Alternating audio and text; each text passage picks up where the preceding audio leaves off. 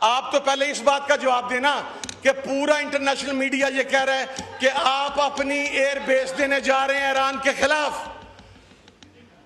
آپ اپنا سمندر دینے جا رہے ہیں ایران کے خلاف. آپ کی وزارت خارجہ نے اس کے اوپر کیا موقف دیا ہے؟ کوئی بندہ بتلائے کیا موقف دیا اس کے اوپر؟ آپ تو چپ ہیں اس لیے کہ آپ کو فرق نہیں پڑتا. آپ کے تو فلیٹ ہیون فیلڈ کے اندر ہیں. آپ نے تو یہاں سے اٹھنا ہے. اگر خدا نہ خواستہ پاکستان پر کوئی مسئلہ ہوا، آپ نے تو راتوں رات فلائٹ پکڑنی ہے جس طرح مشرف کے ٹائم پہ پکڑی تھی، اور جہاں سے نکل کے آپ نے وہاں پر بھاگ جانا ہے. ایک انتہائی اہم مسئلہ جو کہ ایران اور اسرائیل کا ہے، اس کے اوپر بات کرنا چاہتا ہوں. جناب علی، اگر آپ ٹریل چیک کریں تو عراق کو گرایا گیا، لبنان کے اوپر ان کی لیڈرشپ کو مارا گیا، سیریا کے اندر گرایا گیا، راستہ ہموار کیا گیا ایران تک پہنچنے کے لیے. وہ لوگ جو پاکستان میں اور باہر بغلیں بجا رہے تھے کہ سیریا کے اندر بشار الاسد کے بعد وہ جولانی صاحب جو تشریف لائے ہیں وہ کوئی اسلامسٹ ہے، وہ انقلاب لے آئے گا، وہ اسلام کے لیے کھڑا ہو جائے گا.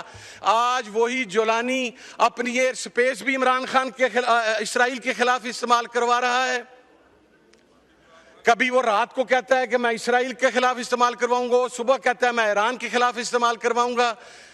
اور اب اگر ایران خدا نہ خواستہ تہران فال کرتا ہے تو آپ ان کے جو اسٹریٹجسٹ ہیں ان کی گفتگو چیک کیجئے کہ اگلی باری پاکستان کی ہے خاکم بدہن. ہم اس ٹریل کو نہیں سمجھ رہے. میں تو یہ کہتا ہوں، وہ جو کہتے تھے کہ we are the chosen ones, those bloody chosen ones are running like chickens right now. جب ایران نے ان کو سٹرائک کیا، ایران نے ان کو جواب دیا ہے، وہ تو وہاں پر کھڑے نہیں رہ سکے اس لیے کہ وہ غاصب تھے. اپنی زمین کے لیے قربانی وہی دیتا ہے جو اس زمین کی پیداوار ہو. فلسطینی کٹ گئے، مر گئے، شہید ہو گئے، 60,000 شہید کر دیے گئے، لیکن آج بھی فلسطینی اپنا ایریا چھوڑنے کے لیے تیار نہیں ہے. تو ایریا ان کا تھا اور اسرائیل غاصب تھا. ہم یہ کہتے ہیں، اور جناب اسپیکر یہ بات کرنے میں کوئی دو رائے نہیں ہے کہ کون استعمال ہو رہا ہے ایران کے خلاف. کو ڈائریکٹ ان کا آپس میں بارڈر تو آپ نہیں ملتا. ہمارے تمام اسلامی ممالک کے سربراہان جہاں سے جہاز اڑ کے، جہاں سے میزائلز نکل کے ایران کی طرف آتے ہیں، وہ اپنی پناہ گاہوں میں چھپے ہوئے ہیں. ان کا ضمیر دفن ہو چکا ہے، ان کا ضمیر مردہ ہو چکا ہوا ہے. But let me assure you one thing, the resistance bloc will win inshallah. Resistance جیتے گی، ایران جیتے گا. جناب علی، میں خان صاحب کی ٹویٹ کا بھی جواب دیتا ہوں، بے فکر رہیں. یہاں پر مزدور مر جائے تو خان صاحب، یہاں پر کسان مر جائے خان صاحب، یہاں پر انڈسٹریلسٹ مر جائے خان صاحب، یہاں پر کچھ بھی ہو جائے خان صاحب.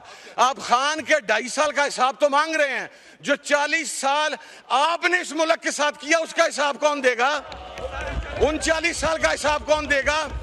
وہ مولوی اجمل اسرائیل میں کس کے دور حکومت کے اندر گیا تھا؟ آپ نے بھجوایا تھا. اس کا ریکارڈ موجود ہے وہاں پر. آپ نے اس کو وہاں پر بھجوایا تھا. ابھی ریسنٹلی جو پاکستانی اسرائیل سے ہو کے آئے ہیں، ہمارے پاسپورٹ کے اوپر لکھا ہوا ہے کہ پاکستانی، آپ کا یہ پاسپورٹ اسرائیل کے علاوہ ہر ملک کے لیے کارآمد ہے. آپ نے کیا ایکشن لیا ان کے خلاف؟ اس کا جواب تو دینا. عمران خان جب داڑ رہا تھا یونائٹڈ نیشنز کے اندر تو آپ بھاگ چکے تھے، آپ چپ ہو چکے تھے. اچھا، اگر آپ کو عمران خان کا اتنی جواب چاہیے تو ایک بندہ بھیج دیں میں سے کو موبائل دے کے عمران خان کے پاس جیل میں، پھر وہ جو جواب آئے گا اس کو یہ چلا بھی نہیں سکیں گے. ان کی ہمت نہیں ہوگی وہ جواب چلانے کی، یہ بالکل نہیں جواب کو چلا سکیں گے. میں اس وقت یہاں پر اسرائیل کی بات کر رہا ہوں، ان کو درمیان میں عمران خان آ گیا. اب بجٹ کی بات کریں عمران خان.